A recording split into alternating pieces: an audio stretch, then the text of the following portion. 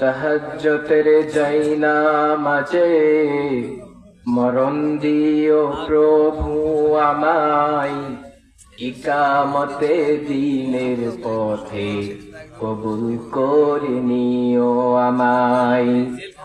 তাহাজ্জুদের যাইনা মাঝে মরণ দিও প্রভু আমায়, ইকামতে দ্বীনের পথে কবুল করে নিও আমায়। সকলে বলুন আমিন।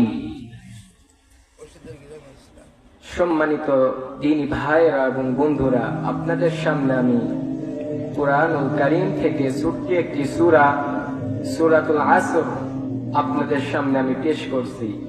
এই সূরাতুল আসর থেকে আপনাদের সামনে আমি অল্প কিছু কথা বলবো। মা তাওফীক ইল্লা বিল্লাহ। আপনারা সকলে কেমন আছেন? আলহামদুলিল্লাহ, আমিও ভালো আছি।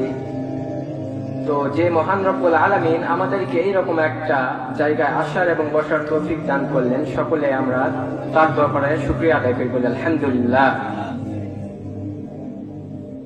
আমি আপনাদের সামনে সূরাতুল আসর পেশ করছি। এই সূরাতুল আসর আল্লাহ রব্বুল আলামিন প্রথমেই বলতেছেন ওয়াল আসর। আল্লাহ রব্বুল আলামিন সময় এবং সময়কে শপথ করে বলতেছে ওয়াল আসর, সমস্ত মানুষ বিপদ এবং ক্ষতির মধ্যে আছে। ওয়াল আসর ইন্নাল ইনসানা লাফি খুসর, সমস্ত মানুষ কার মধ্যে আছে? ক্ষতির মধ্যে।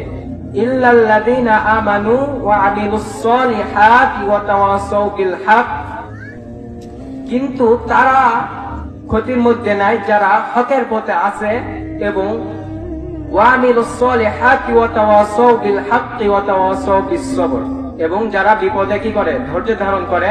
তারা ছাড়া যত মানুষ আছে সমস্ত মানুষ ক্ষতির মধ্যে আছে। তো এই সূরার মূল বক্তব্য হচ্ছে সমস্ত মানুষ ক্ষতির মধ্যে আছে, তারা ব্যতীত যারা হকের পথে এবং আল্লাহর দ্বীনের পথে আছে, তারা ব্যতীত সমস্ত মানুষ হকের পথে ক্ষতির মধ্যে আছে। আল্লাহ রাব্বুল আলামিন আমাদেরকে বলতেছেন ওয়াল আসর, সময়ের কসম, ইন্নাল ইনসানা লাফি খুসর, সমস্ত মানুষ ক্ষতির মধ্যে আছে। ইল্লাল্লাযীনা আমানু ওয়া আমিলুস সলিহাত, তারা ব্যতীত যারা ঈমান আনে এবং হকের দাওয়াত দেয়। ওয়া আমিলুস সলিহাতি ওয়া তাওয়াসাউ বিল হক ওয়া তাওয়াসাউ বিস